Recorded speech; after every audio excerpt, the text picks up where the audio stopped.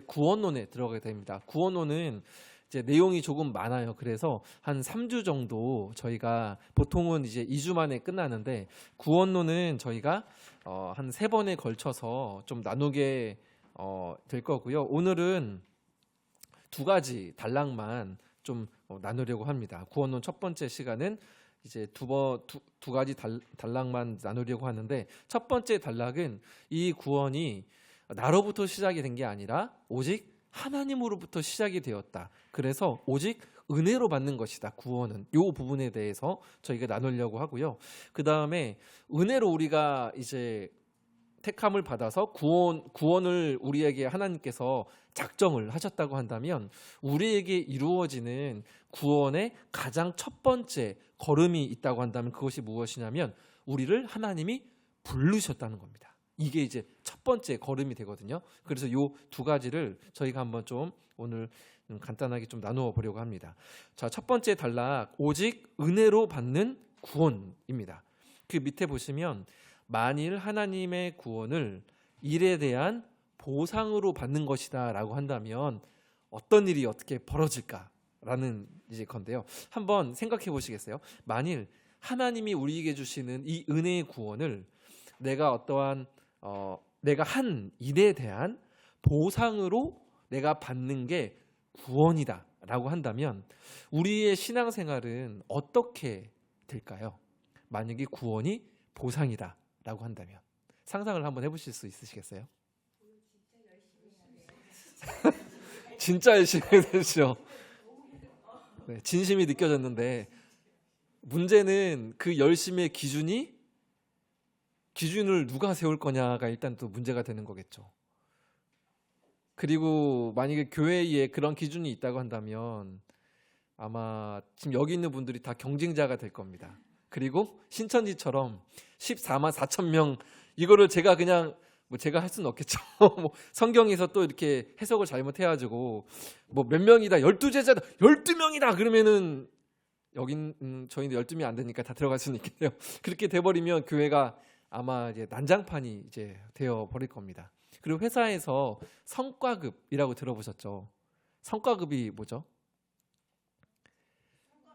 그렇죠. 결과가 좋은 결과가 나왔을 때 받는 거를 성과급이라 하고, 이거를 영어로 이제 좀 바꾸면 인센티브라고 하잖아요. 그죠? 결과가 너무 좋으면 성과급이 이제 막 이게 나온다고 이제 하잖아요. 이거는 결과에 따른 보상입니다. 이제 인센티브, 성과급은 그죠? 이제 뭔가 이제 보상 심리가 여기에 이제 담겨 있는 거죠. 그러니까 더 열심히 이제 하게 되는 겁니다. 일을. 회사에서는 이익을 추구를 하니까 회사에서는 그런 어떤 보상의 논리 이런 부분들이 얼마든지 적용이 가능할 수 있고, 그러면은 그만큼 이제 일을 열심히 할 수 있고 더 창조적으로 열정적으로 할 수 있지만 구원은 보상이 아닙니다. 회사에서는 이 결과에 따른 보상을 받지만 구원은 보상을 받는 것이 아니라는 거예요. 최선을 다해서 우리가 얻을 수 있는 것이 구원이 아니라는 겁니다. 이게 처음에는 우리가 머리는 알지만 신앙생활을 하다 보면 은근하게 내가 뭔가 열심히 하고 내가 잘하고 착하게 살아서 내가 구원을 받은 것 같은 착각을 일으키기가 너무 쉽거든요. 그래서 우리가 이 부분들을 반드시 짚고 넘어가야 됩니다. 구원은 나의 열심, 나의 선행에 달려있는 것이 아니라 오직 누구에게 달려있습니까? 네, 나의 열심이 아니라 오직 하나님의 열심에 달려 있습니다. 그러니까 하나님께서 우리의 구원을 시작하셨다라는 게 가장 중요합니다. 그럼 이거를 보면 제가 가끔 드는 예가 출애굽을 제가 여러 번 예를 들었었죠. 이스라엘 백성들에게 십계명이라는 하나님의 율법이 주어졌습니다. 근데 이 율법이 언제 주어졌죠? 네, 이제는 바로 말씀을 잘 하시네요, 그죠? 출애굽 이후에 이 십계명이 주어졌습니다. 즉 하나님께서 그들을 먼저, 그러니까 이스라엘 백성들이 신음소리를 끙끙하고 내니까 하나님께서 당신의 능하신 팔로 모세를 먼저 선택을 하셔서 모세를 보내주셔서 먼저 구원하신 이후에 십계명이 주어졌습니다. 그러면 이 십계명은 구원의 조건입니까? 아니면 조건이 아닙니까? 네. 처음에? 네. 이거를 좀 이렇게 큰 그림으로 한번 생각을 해보시겠어요? 만약에 종살이를 하고 있을 때 이 십계명이 주어졌다고 한다면 이스라엘 백성들에게 이 십계명은 뭐처럼 다가왔을까요? 구원의 조건처럼 다가왔을 겁니다. 그런데 이 십계명 돌판을 받은 그 시점이 이미 출애굽, 즉 구원을 받은 이후에 모세로부터 신의 사람한테 부여받은 거란 말이죠. 그 말인즉 무엇이냐면 구원의 시작은 이스라엘 백성들이 계명을 지켰느냐 지키지 않았느냐에 있는 것이 아니라 전적으로 하나님께 있다는 겁니다. 그래서 구원을 향한 열심은 우리에게 있는 게 아니라 누구에게 있습니까? 오직 하나님께 있다는 겁니다. 하나님의 열심이라는 겁니다. 그래서 이제 말도 많고 최근에 탈도 많았던 박영성 목사님께서 쓰신 여러 가지 많은 책들이 있는데 그 책 중에서 가장 유명한 책이 하나님의 열심이라는 책입니다. 구원도 우리에게 이루어진 구원도 하나님의 뜻과 계획 가운데에 예수님을 우리에게 보내어 주셔서 우리에게 이루어진 구원이잖아요. 그죠? 하나님께서 우리에게 예수님을 보내주신 겁니다. 우리의 열심이 아니라 하나님의 열심이라는 겁니다. 자, 저를 한 번만 따라해 주시면 감사하겠습니다. 구원은 하나님이 시작하셨다. 네, 이거 하나만 분명해도 우리가 흔들리지 않을 수 있습니다. 이분은 이제 성경 구절로 한번 보면 좋겠는데요. 먼저 사도행전 15장 11절인데요. 그러나 우리는 그들이 우리와 동일하게 주 예수의 땡땡으로 구원받는 줄을 믿노라 하니라. 뭐가 들어가겠습니까? 은혜가 맞습니까? 열심으로 아닌가요? 은혜가 들어갑니다. 네. 은혜로 구원받는 줄을 믿노라. 오직 은혜로 우리는 구원을 받습니다. 자, 그 밑에 있는 구절 보시면 하나님이 우리를 구원하사 거룩하신 소명으로 부르심은 우리의 땡땡대로 하심이 아니요. 훌륭하십니다. 네, 정말 훌륭하십니다. 행위가 들어갑니다. 네, 우리의 행위대로 하심이 아니요. 오직 자기의 한 글자입니다. 땡과 영원 전부터 그리스도 예수 안에서 우리에게 주신 땡땡대로 하심이라. 오직 자기의 뜻, 네, 뜻과 영원 전부터 그리스도 예수 안에서 우리에게 주신 은혜대로 하심이라입니다.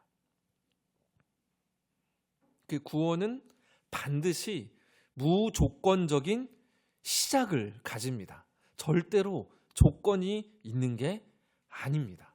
절대로 조건이 있는 게 아닙니다. 그러면 그 밑에 이제 질문 보시면 구원은 왜 무조건적인 은혜에 근거해야만 하는 걸까요? 왜 조건이 있으면 안 될까요?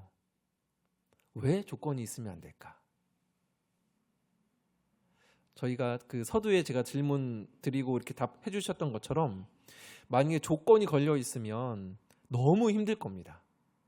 정말 최선을 다하다가 아마 죽는 사람이 일주일에 수천 명씩 생길걸요. 아마 교회마다 장례를 치르는 일이 생길 겁니다. 금식기도 하다가 철야기도 하다가 자지 않고 성경 보다가 죽는 일이 생길 겁니다. 그리고 선한 일 한다고 전 재산 다 팔다가 처자식 다 쫄쫄 굶어 죽고 말 겁니다.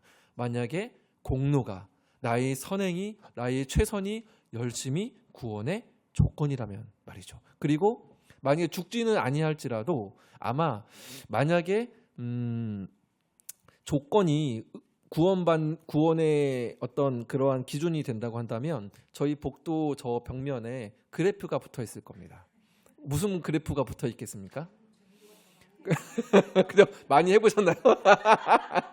전도왕 그래프 해가지고 스티커 딱딱딱딱 해가지고 딱 있죠. 임상태 딱 해가지고 그러면 이제 보통 이제 그런 분들은 굉장히 열심히 있는 여집사님 아니면 권사님 중에 이제 한두 분 딱 차지를 하시는데 그러면 이제 어깨에 힘이 딱 들어가게 되죠. 이제 딱 이제 네 그죠. 그러면 이제 거기에 이제 뭐 1년에 한 번씩 전도 축제 하면 냉장고 하나 딱 걸기도 하잖아요. 네, 딱 걸리기도 하죠. 근데 안타까운 거는 지금도 이제 그런 교회들이 많고 심지어는 교역자들에게도 인센티브가 있는 교회가 있습니다.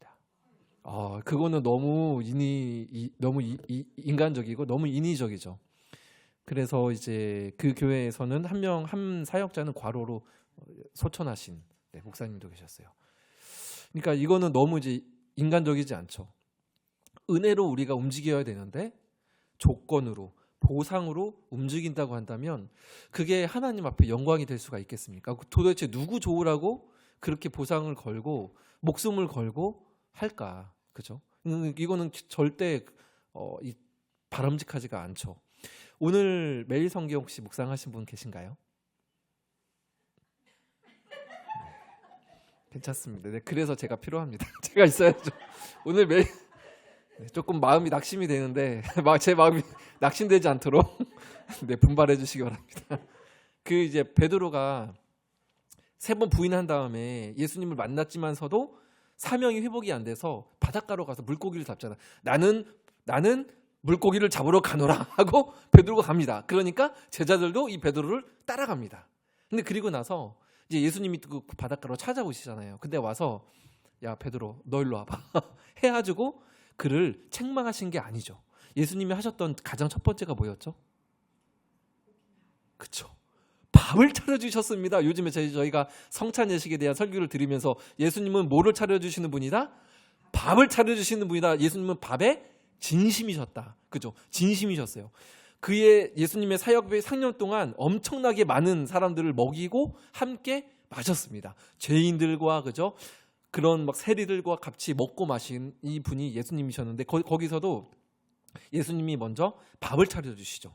그 다음에 다 먹은 다음에 자 이제부터 너 나 만났지? 너의 사명은 이거다라고 하지 않으시고 예수님이 밥을 다 먹이신 다음에 하셨던 첫 마디가 있습니다. 베드로에게. 무엇입니까? 아실 텐데. 네, 그거보다 먼저 물어보신 게 있잖아요. 네, 이게 중요한 거죠. 네가 나를 사랑하느냐 몇 번이요? 3번이요. 왜 3번이죠? 3번 부인했으니까. 그러니까 베드로의 이 연약함과 실패와 죄를 예수님의 사랑으로 덮어주시는 거를 의도적으로. 횃불도 부인할 때에 그 앞에 뭐가 있었죠? 횃불이 있었잖아요. 그러니까 그 횃불을 보는 순간 베드로는 과거의 자신의 모습이 떠올라서 트라우마처럼 딱 정지된 상태로 딱 멈췄을 거예요. 근데 거기에서 먹이신다는 거 뭐예요? 마음을 무장해제시키는 거죠. 그 다음에 베드로야, 네가 나를 사랑하냐? 라고 물어보신 겁니다. 그 다음에 하셨던 말씀이 내 양을 치라입니다. 네가 나를 사랑하느냐가 먼저가 아니라 뭐가 먼저라고요? 네가 나를 사랑하느냐, 먹이는 거. 즉 사랑이 우선이라는 겁니다. 사명이 우선이 아니라는 거죠. 우리의 열심이 우선이 아니라 우리가 은혜로 받은 그 사랑, 그 은혜가 우선이 되어야 우리가 움직일 수 있는 거죠. 그래서 우리에게 날마다 필요한 게 예수 그리스도의 복음입니다. 우리가 예수님을 믿고 나는 죄인이구나. 그리고 내가 교회를 딱 다니고 교회 안으로 들어오면 그것으로 끝이 아니라 내가 복음을 듣고 교회 안으로 들어왔으면 그 이후에도 날마다 나에게 필요한 게 예수님의 복음이라는 겁니다. 왜냐하면 우리는 양이기 때문에 이리쿵 저리쿵 예수님 음성이 들려도 내 마음대로 그냥 가서 아무 데나 들이받고 아무 데나 그냥 빠지잖아요. 그죠? 그래서 우리에게 날마다 필요한 게 복음입니다. 자, 그래서 구원은 반드시 무조건적인 이제 시작을 가지고 이 구원이 무조건적인 은혜에 근거해야만 하는 이유는 그 밑에 보시면 이제 9절로 제가 써놨는데 한번 같이 읽어보셨으면 좋겠습니다. 시작. 너희는 그 은혜에 의하여 믿음으로 말미암아 구원을 받았으니 이것은 난 것이 아니요 하나님의 선물이라. 이거는 유명한 말씀이라 아시죠? 하나님의 선물이라는 겁니다. 은혜로 거저받은 선물이라는 겁니다. 근데 만약에 선물이 거저받은 선물이 아니고 인센티브라고 한다면 이것이 나에게 뭔가 내 어깨에 힘을 주게 하는 이제 그런 거가 되겠죠. 그 밑에 있는 그 이제 줄은 행위에서 난 것이 아니니 이는 누구든지 자랑하지 못하게 함이라. 만약에 힘든 일을 하면 사람이 보상을 받고 싶어하는 심리가 이제 있습니다. 그래서 저도 이제 주일 사역을 다 마치고 집에 이제 돌아가면 제 안에 떠오르는 거는 요즘에는 이제 두 가지입니다. 첫 번째는 일단 자전거 타고 일단 나가고 싶다. 그러면 이제 아무 생각하지 않고 이제 오산천을 착 달리면서 하루 동안 제가 수고한 거를 보상받고 싶은 그러한 심리가 있고, 또 여성분들은 저도 잘 모르겠지만 제가 집에서 보면 그냥 침대에서 아무것도 안 하고 그냥 이제 핸드폰 가지고 이렇게 누워 있는 거, 이게 사실 또 보상받고 싶어 하는 이런 심리가 이제 있습니다. 그러면 보상을 받으면 또 뿌듯하죠. 그런데 만약에 내가 더 큰 열심으로 해서 더 큰 보상을 받게 되면 어깨가 올라가게 됩니다. 이게 너무 인간이기 때문에 너무나도 자연스럽게 이렇게 막 이제 올라가게 되죠. 그러면 자랑을 하게 됩니다.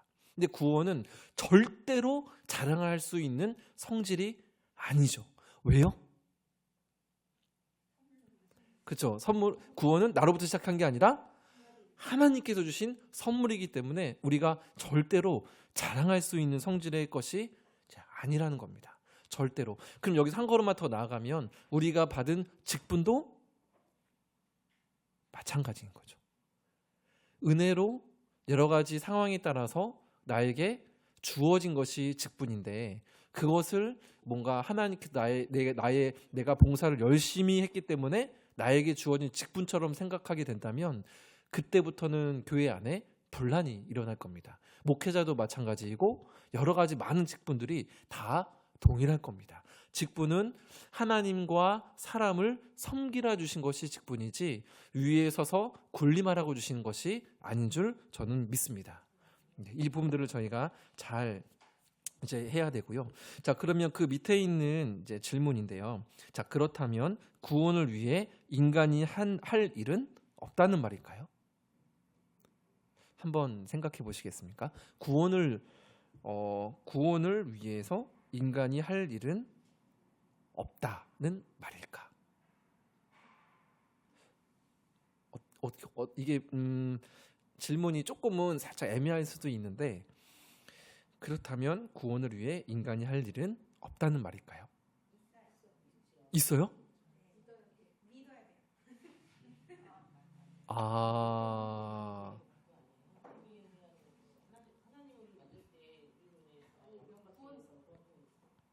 믿어야 한다.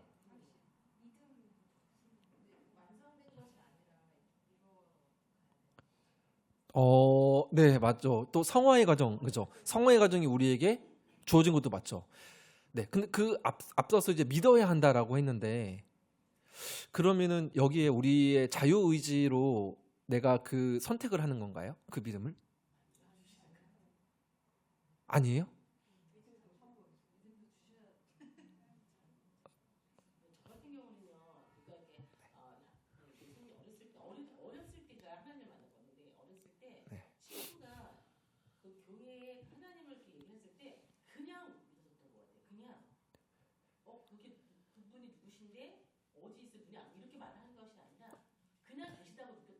아, 느낌으로.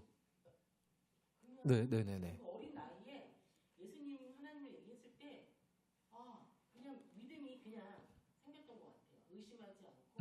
네.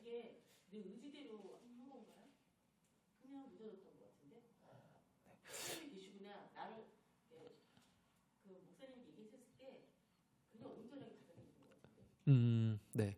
근데 이 부분에 있어서는 뭔가 정답이다 아니다 할 수는 우리가 없습니다. 구원은 전적으로 하나님의 영역이기 때문에 지사님 말씀하신 대로 정말 그런 어떤 이야기를 들었을 때 믿어줄 수 있어요.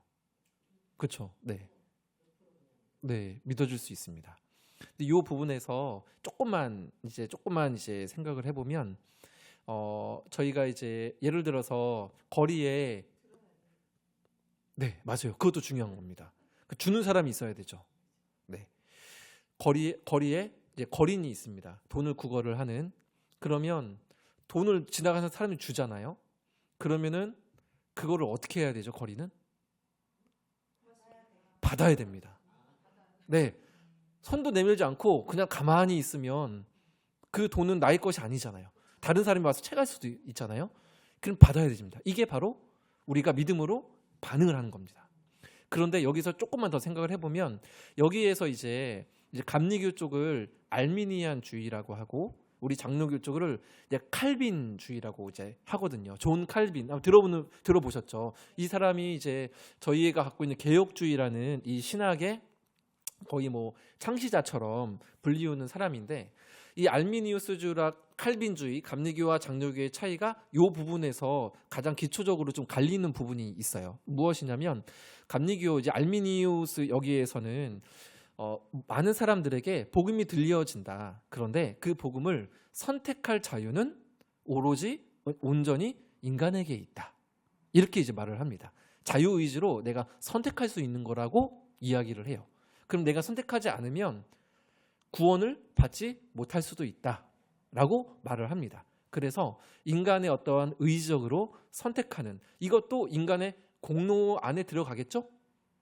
내가 선택을 했으니까 공로 안에 들어갑니다. 근데 우리 개혁주의 신학은 조금 다릅니다. 우리가 이 믿음을 내가 손을 내밀어서 선택하는 것 또한 누구의 섭리 가운데 있습니까?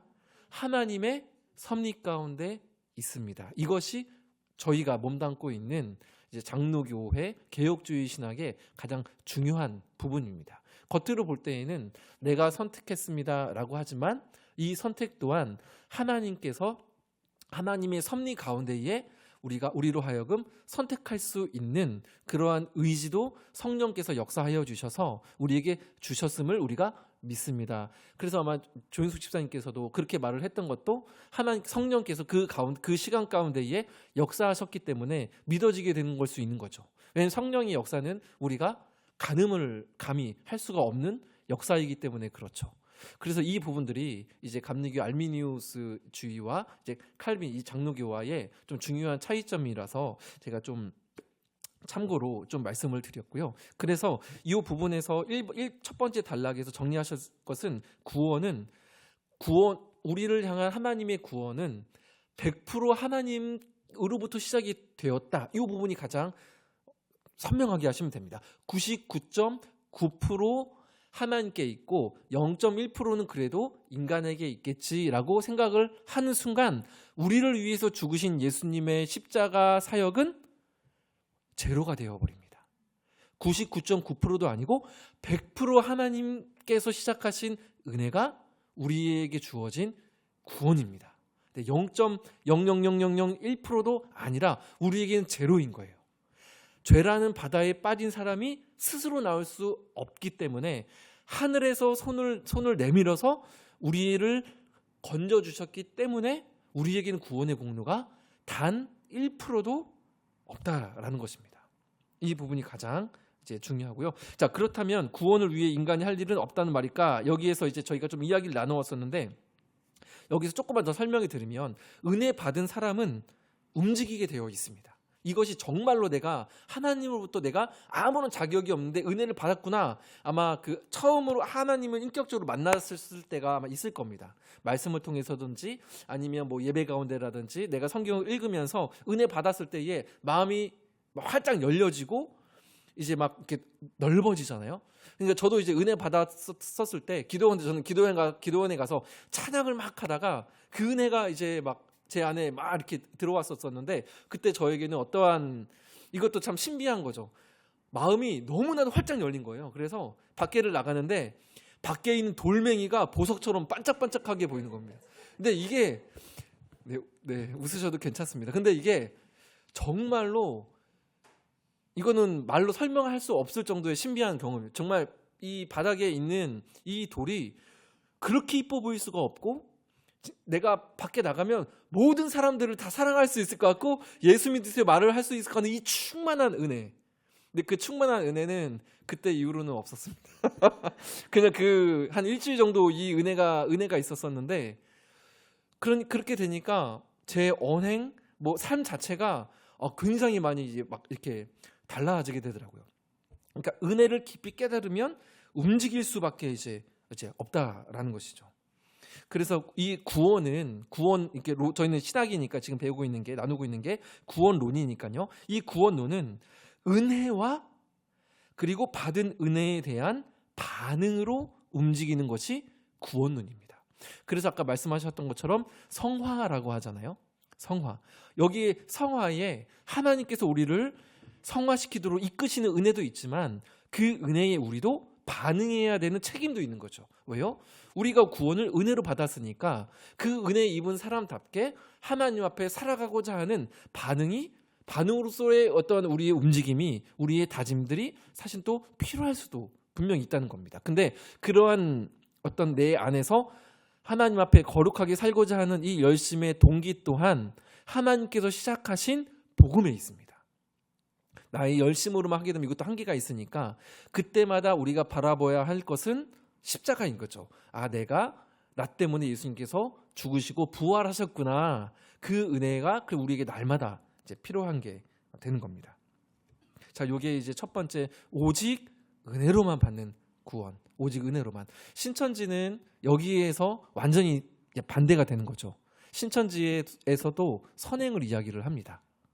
그래서 뭔가 이제 결벽적으로 착하게 막 살아가려고 하는 그런 신천지 신조들이 있어요. 실제로. 그리고 그렇게 해야지, 뭔가를 해야지 이 안에 들어올 수 있다라는 공로주의가 신천지 안에 있기 때문에 신천지 안에서도 이 치열하게 경쟁을 벌이는 겁니다. 안에서도. 그리고 그 공로하니까 이 부분도 저희가 이제 가끔 가톨릭과 개신교의 다른 점 많이 이야기를 좀 나눴었는데, 카톨릭에서 이 부분을 준비하면서 저도 조금 더 이제 공부를 했는데, 카톨릭에 이제 공로주의가 있는 부분들이 있습니다. 그래서 무엇이냐면 일단 첫 번째로 세례예요. 세례. 우리는 세례를 받으면 세례가 구원의 필수 요소인가요? 세례를 받는 게 구원의 필수 요소 아닌가요? 세례를 받아야지 씻김 받고 거듭나는 게 아닌가요? 그래야지 천국에 갈 수 있는 게 아닙니까?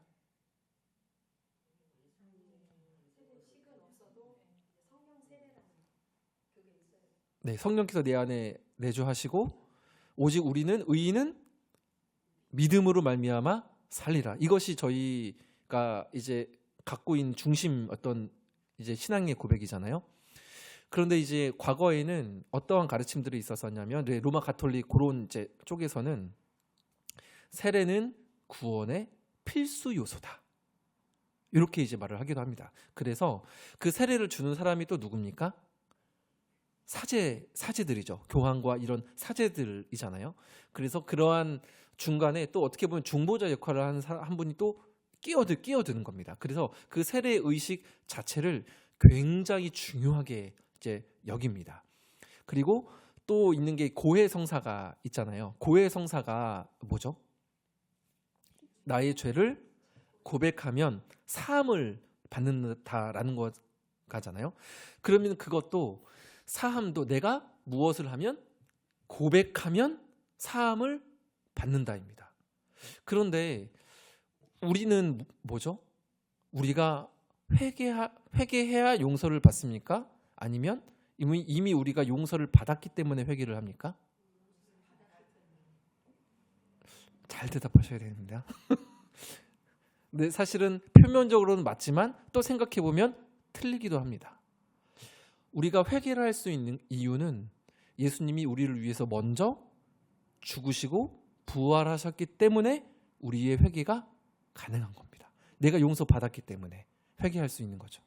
이게 실제로 어떤 목사님이 술자리에서 친구들과, 안 믿는 친구들과 술을 마시면서 이제 막 이야기를 하다가 이 이야기를 한번 이야기를 했어요. 아니야. 우리가 회개할 수 있는 건 예수님이 우리를 십자가에서 먼저 용서해 주셨기 때문에 회개할 수 있는 거야. 이 말을 했다가 그 자리에 예수님 믿지 않는 친구들이 진지해지면서 야, 나 울 것 같아. 근데 거기에서 막 왁자지껄한 그 맥주집, 호프집에서 그 목사님과 이 친구들이 같이 기도했다고 합니다. 이런 일들이 실제적으로 이제 일어나는 거죠. 그리고 어쨌든 이 고해 성사도 그러면은 인간의 공로인 거잖아요. 그죠? 내가 고백하면 그걸 듣는 사람들이 그 사제가, 근데 물론 여기에서도 예수님의 이름, 이 하나님의 이름을 의지해서 이제 기도를 해주긴 합니다.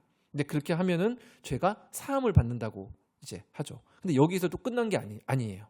가톨릭에는 보속이라는 또 절차가 있습니다. 보속. 혹시 들어보신 적? 보속. 보속. 네.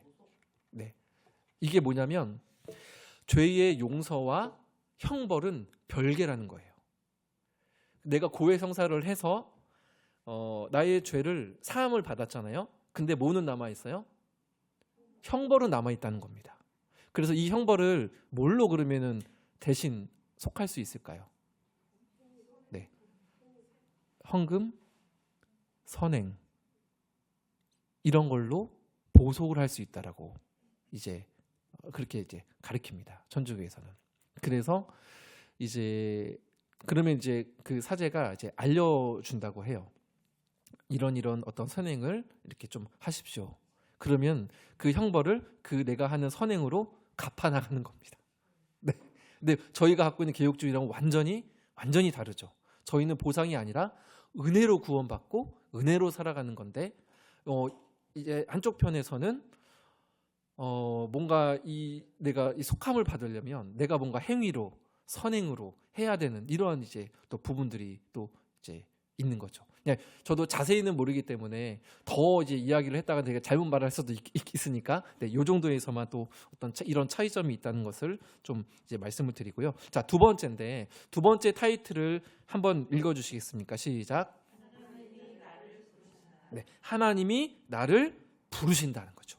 구원은 부르심에서 시작을 하고 이거를 이제 콜링, 소명이라고 부릅니다. 하나님이 나를 콜링하신다, 부르신다. 이거를 소명이라고 하고 또 어떠한 나를 교사의 직분으로 부르셨다. 이거를 소명이 아니라 이거는 뭐라고 합니까? 사명이라고 하죠. 네. 소명은 나를 하나님의 자녀로 부르심. 이거를 이제 콜링이라고 이제 하는 건데 예를 들면 이런 겁니다. 앞에 예를 들어서 제 뒤에 낭떠러지예요. 제가 근데 뒤에서 이 낭떠러지를 향해서 걸어가고 있습니다. 그러면 혜진 집사님 뒤에서 앉아 계시는데 저를 봤어요. 그러면 저 어떻게 하시겠어요, 집사님? 저를 아무 말 안 하실 건가요? 미신다고요? 어떻게 하는 거죠? 네, 그렇죠. 저를 부르시겠죠. 이게 바로 하나님의 부르심인 겁니다. 우리는 그 복음의 부르심이 없으면 절망적인 결국을 향해서 계속 걸어가고 있는 존재들인 거죠. 그러니까 예수님의 복음을 모르면 결국에 죽음을 맞이할 수밖에 없고 죽음 이후에도 영원한 죽음이 있는데 이러한 우리를 긍휼히 여기셔서 예수 그리스도가 이 땅에 오셨잖아요. 그래서 복음으로 우리를 부르신 겁니다. 부르시는 거죠. 놀이터에 옛날에 저는 엄청 많이 놀았거든요. 밤이 늦도록 놀았습니다. 근데 엄마 아빠가 들어와요. 친구들은 누구야 영철아 뭐 부르면 아파트에서 네 그럼 불러갑니다. 근데 어느 때는 저희 부모님 이제 노량진 수산시장에서 일을 하셨으니까 9시 10시까지 일을 하실 때가 있거든요. 그러면은 나를 부르는 사람이 없어. 그러면 그 어둠 가운데에 저 혼자 남아있어야 됩니다. 네. 부르심이 구원의 시작인 거죠.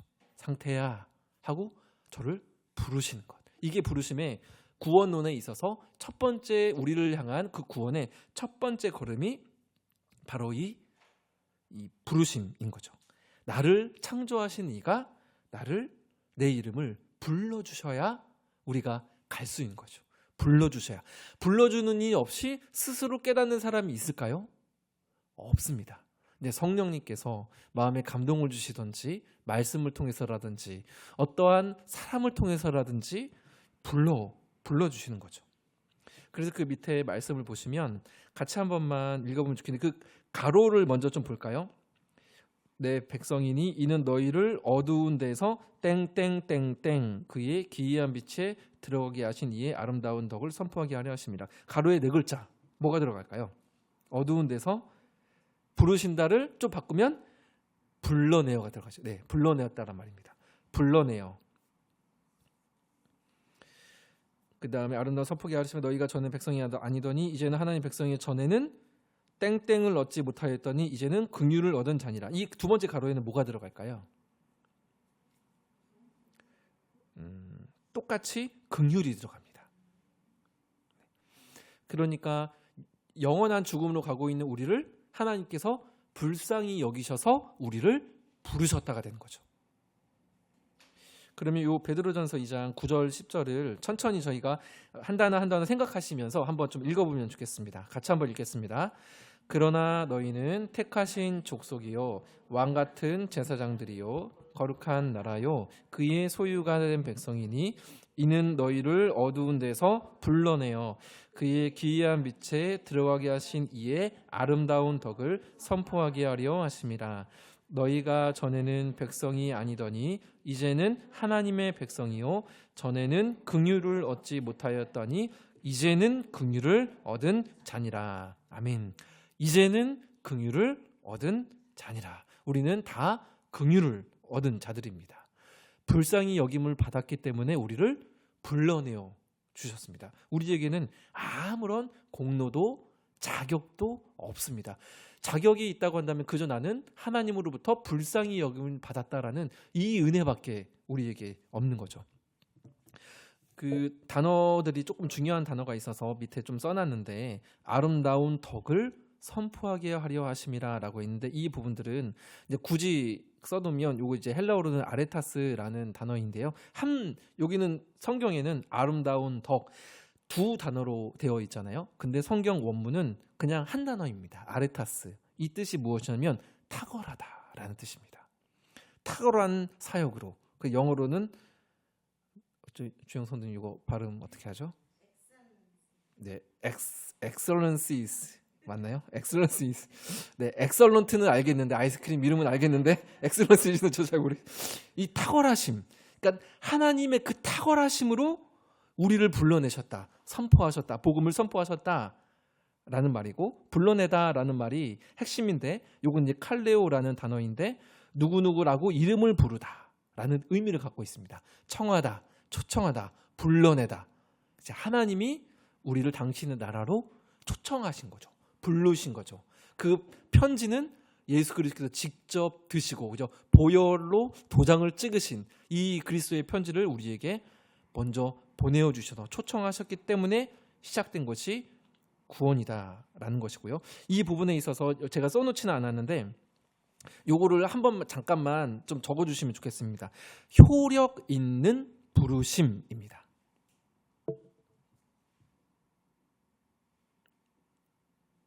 효력 있는 부르심.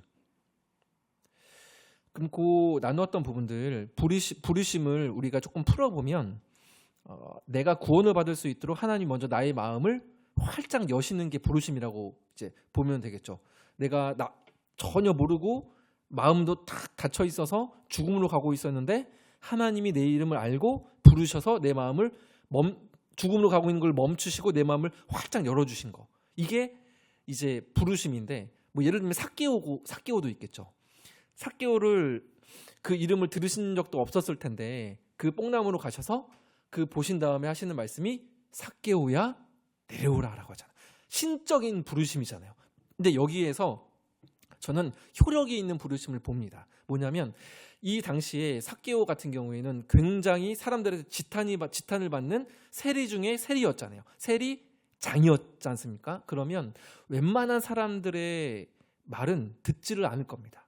그만큼 고집스럽고 완악하고 사람들로부터 따돌림을 받았기 때문에 마음이 확 닫혀있는 사람이 이 삭개오였을 거예요. 그러니까 키가 작은 것도 있지만 사람들 틈에 감히 끼어들 생각조차 안 했던 거죠. 그래서 멀리서 그래도 이 예수라는 사람을 보려고 나무에 올라갔는데 예수님이 부르시잖아요. 삭개오야 부르시자 다른 말씀 안 했잖아요. 내가 너를 잘 아노라 이런 말씀도 안 했는데 삭개오야 하니까 내려왔잖아요. 이게 바로 효력이 있는 부르심이라는 겁니다. 그러니까 신적인 부르심이기 때문에 그 부르심은 우리 인간의 처한 상황과 내 마음이 얼마나 닫혀 있거나 이거는 상관없이 하나님이 부르시면 그 부르심은 능력이 있는 부르심이기 때문에 그 누구든지 당신께로 부르실 수 있는 부르심이다. 이게 바로 효력이 있는 부르심이라는 거죠. 즉 무조건적인 효과가 보장이 되는 부르심이 하나님의 부르심인 겁니다. 제가 집에서 만약에 자기야 라고 불렀는데 오빠 왜? 집에서 이제 오빠라고 부르거든요. 저를 아내가 하고 응답을 했어요. 그러면 저의 이 부름은 효과가 있나요? 네, 효과가 없어 보이시나요? 반응이 없으면 만약에 반대로 자기야 했는데도 아무 말이 없어. 그러면 이제 저는 내가 뭐 잘못한 거 있나 생각을 해야 되는데, 그때는 이게 사람의 말이라는 게 어쨌든 효과가 있을 때도 있지만 효과가 없을 때도 있는 거죠. 근데 하나님이 부르심에는 무조건적인 효과가 있을 수밖에 없다는 겁니다. 우리의 나의 상황이나 나의 실패, 나의 어떤 능력 이런 거 상관없이 하나님이 나를 선택하셔서 부르셨다고 한다면, 당신께서 나를 향한 그 뜻으로 나를 부르셨다고 한다면 반드시 이루어질 수밖에 없다는 겁니다. 반드시. 이것이 이제 효력이 있는 부르심이라고, 이제 이 조직 신학에서 구원론에서는 이 부르심에 있어서 굉장히 중요한 어떠한 교리 중 하나입니다. 효력 있는 부르심. 그래서 내가 하나님의 뜻대로 살지 못해서 혹 하나님의 마음을 상하게 할까, 실패한 인생이 될까 두려워할 필요가 있습니까? 없습니까? 없습니다. 왜요? 하나님의 부르심은 효력 있는 부르심이기 때문에 그렇습니다. 그래서 이 부분이 굉장히 중요하죠. 그 일본 선교사님 중에 삿포로의 빛나는 십자가라는 책을 쓰신 이제 선교사님이 계시거든요. 근데 그 선교사님 이제 그 책에 보면 이런 이제 이야기가 있습니다. 원래 이 선교사님이 인도네시아를 가려고 그 싱가포르에서 이제 선교 훈련을 받았는데 그쪽으로는 길이 열리지 않고 일본 쪽으로 이렇게 뭔가 보내심을 받은 것 같은 이런 어떤 마음의 부담감 이런 부분들이 이제 있었대요. 그래서 이 선교사님이 이렇게 기도를 했다고 합니다. 하나님, 만약에 내가 정말 일본으로 가기를 원하신다라고 한다면 일본 사람들이 나를 초청할 수 있도록 도와주세요. 그러면 제가 가겠습니다. 이런 기도를 했다고 합니다. 근데 그런 기도를 하고 나서 이제 얼마 후에 소포가 형님으로부터 왔는데 그 소포를 열었더니 그 소포에 뭐가 들어있는지 아십니까? 네, 일본을 알자라는 그런 선교사님을 위한 그런 테이프가 들어있었다고 해요. 근데 이것도 놀라운 일인데, 그래도 내가 기도한 대로 일본 사람으로부터 들었으면 좋겠다. 이런 이제 또 생각을 또 했다고 합니다. 근데 여기가 이제 싱가포르 이제 이었었고, 거기서 이제 선교사님들 훈련 중에 영어가 또 중요하니까 영어 학원을 이제 다니고 있었는데 여기에 일본 사람이 이제 있었어요. 근데 이제 어느 날 일본 사람을 이제 초청을 해가지고 집에서 식사를 이제 하면서 당신은 직업이 뭡니까? 라고 물어봤대요. 그래서 선교사님이 저는 사실 이제 복음을 전하는 선교사입니다. 이렇게 말을 했더니 이 일본인 분이 하는 말이 뭐냐면, 저는 사실 그리스도인이 아니지만 일본에 그리스도인이 많이 없으니 당신이 와서 복음을 전해주면 좋겠네요. 라고 이야기를 해서 일본으로 가서 지금도 사역을 하고 계신다고 합니다. 그래서 갔는데 당연히 일본이 그리스도인들이 굉장히 적어요. 그것 때문에 이제 받는 여러 가지 어떤 차별, 이런 부분들도 실제로 있기도 하고요. 굉장히 어려운데 그때마다 이 선교사님이 이제 하시는 부분이 있습니다. 왜 그렇게 오랜 시간 동안 묻고 또 묻고 그 부르심을 확인하게 하셨을까? 여기에 대해서 이런 말을 이제 하셨는데 제가 한번 읽어드릴게요. 선교지를 정하면서 우리가 경험한 주님의 인도하심에 대한 확신은 이후 일본에서의 선교 사역 중 한치 앞이 보이지 않는 힘든 상황 속에서도 낙심하지 않고 앞으로 나아가게 해준 든든한 버팀목이 되었다. 그러니까 어려운 상황 속에서도 하나님이 나를 부르셨다라는 이 한 가지만 확실하면 그 고난에 쉽지 않은 상황을 버텨내고 인내하며 나아갈 수 있다는 거죠. 뭐만 확신하면요? 부르심만 확신하면 그 길을 끝까지 갈 수 있다는 겁니다. 그래서 저도 이 이야기를 여기 앞에 앉아서 이제 읽고 이제 마음에 저도 막 감동이 되더라고요. 그래서 저도 정말 간절하게 앞에서 정말 이렇게 손을 모으고 기도했습니다. 하나님, 제가 걷고 있는 이 길이 정말 하나님께서 시작하시고 나를 일로 부르신 것이 맞다고 한다면 하나님, 내가 그 부르심을 날마다는 아닐지라도 확인할 수 있는 그 은혜를 저에게 베풀어 주세요 라고 기도를 했습니다. 그리고 여러분들께서도 지금 여러분들께서 부르심을 받은 그 자리가 때로는 힘들고 어렵고 라고 생각이 드신다고 한다면 하나님께 한번 기도해 보셔도 좋을 것 같아요. 하나님, 내가 지금 이 자리에 있는 것이 하나님께서 부르신 것이 맞다고 한다면 그 부르심을 확신할 수 있는 은혜를 베풀어 주시옵소서.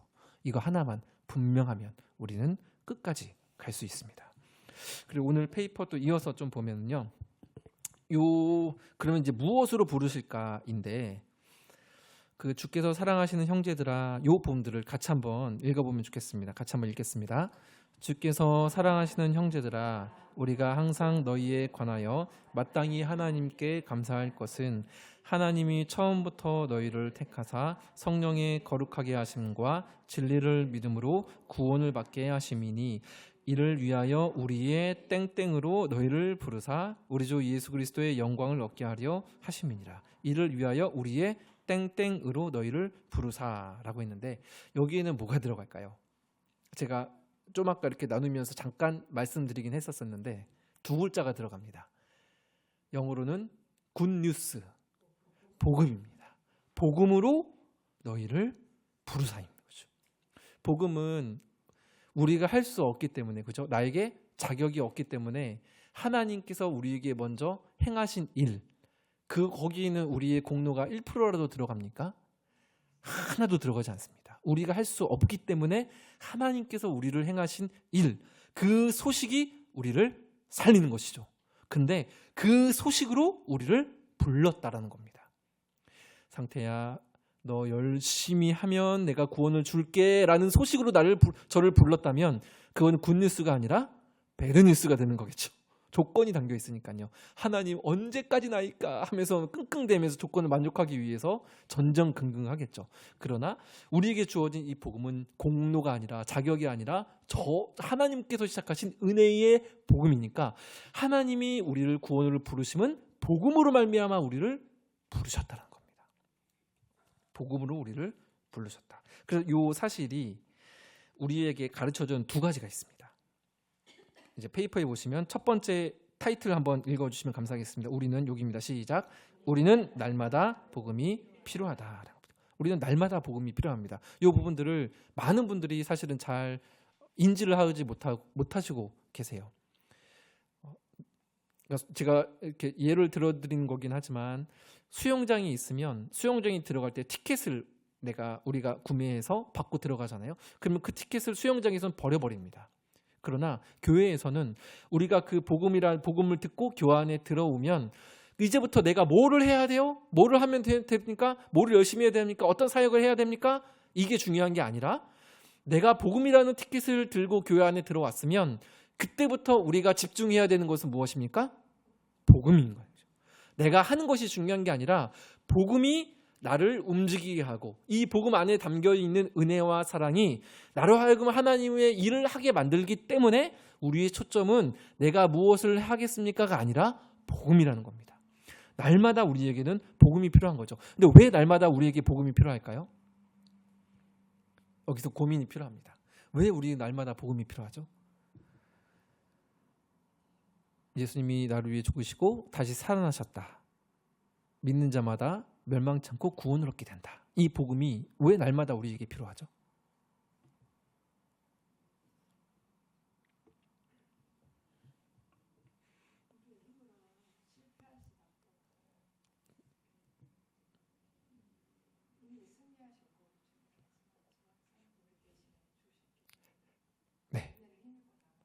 네. 우리가 연약하기 때문에 우리는 길 잃은 양 같아서 금방 잃어버리잖아요. 그래서 성경인데 보면 복음이 희미해지게 될 수 있다라고 하거든요. 실제로 성경 구절에도 보면, 그러니까 복음의 은혜가 우리 안에서 잊혀질 수 있다는 겁니다. 그 교회에 오랫동안 안 나가 보신 적 경험 있으신가요? 네, 저는 있습니다. 그렇죠. 있으시죠? 제가 의도해서 한 말은 아닙니다. 목사님, 네, 오해하지 마세요. 저도 교회를 한 반년 동안 신학생 신부님에도 불구하고 교회를 안 나간 적이 있었거든요. 한 달은 좀 이상해요. 내가 이래도 되는 걸까? 근데 2달째부터 편해집니다. 풀어집니다. 하나님 예수 그리스도 예배 드려야 되는데 룰루랄라 그냥 집에서도 게임하고 놀고 친구들 만나 놀고 이게 더 좋아지는 거예요. 그러니까 너무나도 쉽게 이 복음의 은혜가 잊혀질 수 있다는 겁니다. 너무나도 쉽게. 그러다 보니 나의 힘으로 또 막 살아가게 되고, 그래서 날마다 복음이 필요한 거죠. 내가 누구인지도 잊어버리죠. 그 증거가 있다고 한다면 싸움입니다. 싸움. 이리쿵 저리쿵. 상대방이 잘못하면 그래 바로 그냥 분노가 확 올라버리는.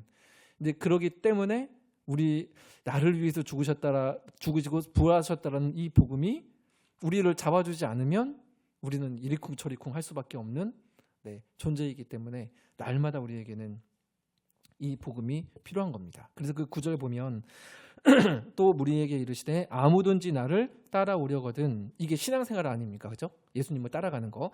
나를 따라오려거든 자기를 부인하고 땡땡땡 제 십자가를 지고 나를 따를 것이니라. 이 세 글자가 뭡니까? 날마다입니다. 날마다. 부담 드시겠지만 날마다 합니다. 날마다 제 십자가를 지고 나를 따를 것이니라. 이 복음이 날마다 필요한 거죠. 예수 그리스도 내가 십자가와 함께 못 박혔나니 그런즉 이제는 내가 사는 것이 아니요 나를 믿는 예수 그리스도를 믿는 그 믿음 안에서, 나를 위해 죽은 그 믿음 안에서 사는 것이니라라고 하잖아요. 우리는 날마다 복음이 필요한 거죠. 어쩌다 가끔 일주일에 한 번이 아니라 오늘 하루도 예수 그리스도 안에 그 복음의 능력으로 살아가는 것. 자, 2번째인데 진정 복음이라면 흐릴 수밖에 없다라는 겁니다. 그 밑에 유명한 말씀이죠.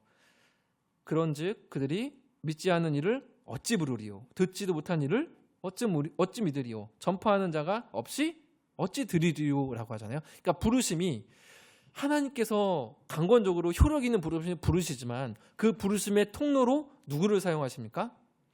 이미 믿는 자들을 사용을 하시는 거죠. 누군가가 그리스도 예수 안에 영생이 있습니다. 여러분 지금 우리는 다 절망적인 결국을 갈 수밖에 없는 그러한 존재들입니다 라는 것을 누군가는 말을 해줘야 되잖아요.